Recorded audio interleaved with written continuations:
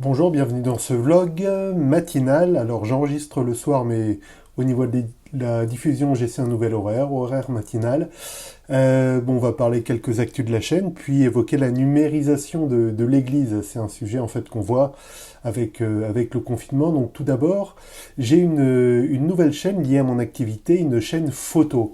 Alors, si vous voulez faire quelque chose pour m'aider complètement gratuitement, tout simplement, vous pouvez vous abonner à cette chaîne. Si vous aimez pas du tout la photo, vous n'êtes pas obligé d'appuyer sur la petite cloche pour pas être prévenu dès qu'il y aura une vidéo. Mais voilà, c'est la chaîne Traitement Noir et Blanc. Donc vous trouverez le lien dans la description et ça s'affiche dans les fiches normalement. Voilà, ce sera très, très sympa de votre part de vous abonner. Pour l'instant, il n'y a qu'une vidéo, hein, ça commence tout juste.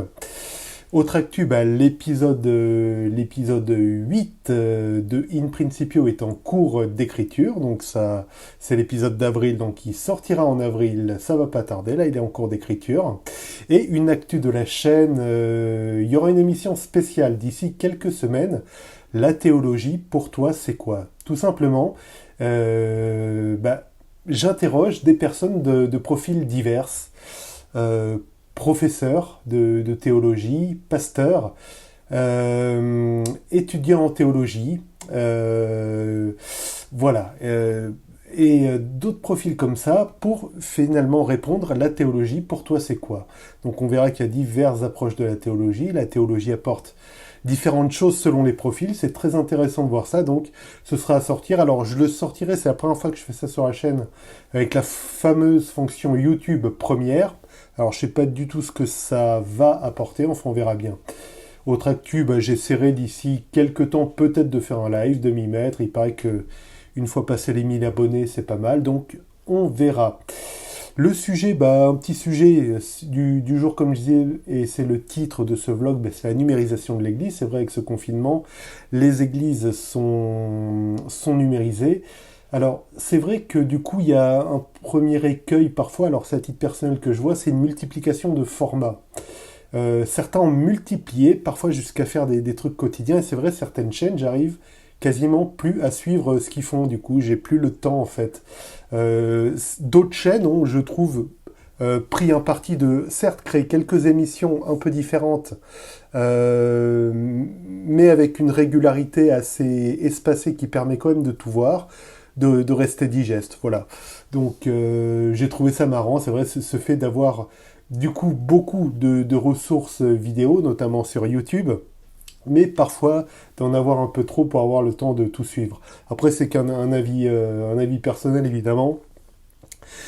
Et si des personnes y trouvent leur compte, y a pas de souci.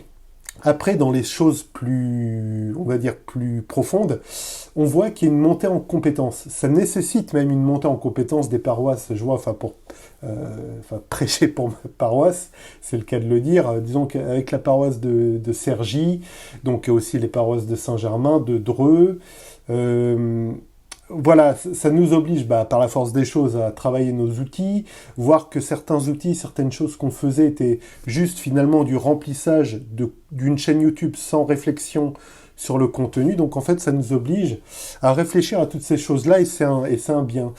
Ça a fait ressortir autre chose aussi, ce confinement et cette nécessité de numérique. C'est hélas un illettrisme moderne, je trouve, qui est l'incompétence numérique. Et je ne parle pas de personnes qui n'auraient pas les moyens d'avoir quelque chose pour consulter du contenu. Ça, c'est autre chose, c'est quelqu'un qui n'a pas les moyens. Donc, c'est pas de la faute, je dirais, de la personne. Mais on se rend compte que certaines personnes, et donc qui ont des devices, hein, téléphones, tablettes, qui savent parfaitement aller sur Instagram, parfaitement aller sur Facebook, on le constate, mais en revanche sont illettrés en termes numériques. Vraiment illettrés en termes numériques. Et du coup, ça fait... Alors, le propos n'engage que moi, hein, c'est, comme je dis toujours, c'est précisé dans la présentation de la chaîne In Principio, et je le rappelle là, mais les propos évidemment n'engagent que moi. Mais du coup, ça fait ressortir un vrai besoin de formation numérique, en fait, numérique, pour montrer que le numérique c'est autre chose que simplement poster des humeurs ou des choses sur Facebook et qu'on peut vraiment faire des choses. Comment chercher sur Internet, comment vraiment chercher des ressources. Vous avez noté que le dernier épisode d'In Principio était orienté sur comment vraiment voir si un article était digne de foi ou pas, chercher l'auteur de l'article, est-ce que l'article est sourcé, etc. Voilà. Donc, cette numérisation de l'Église fait ressortir toutes ces problématiques, je trouve, d'éducation vraiment au numérique. Voilà, donc c'est comme ça un tout début de réflexion sur la numérisation de l'Église qui, grâce à Dieu, ne restera pas...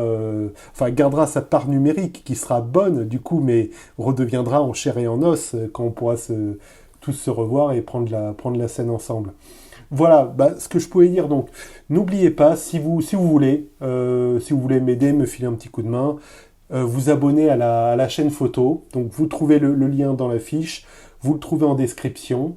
Voilà, c'est traitement noir et blanc, donc une chaîne photo orientée sur le noir et blanc.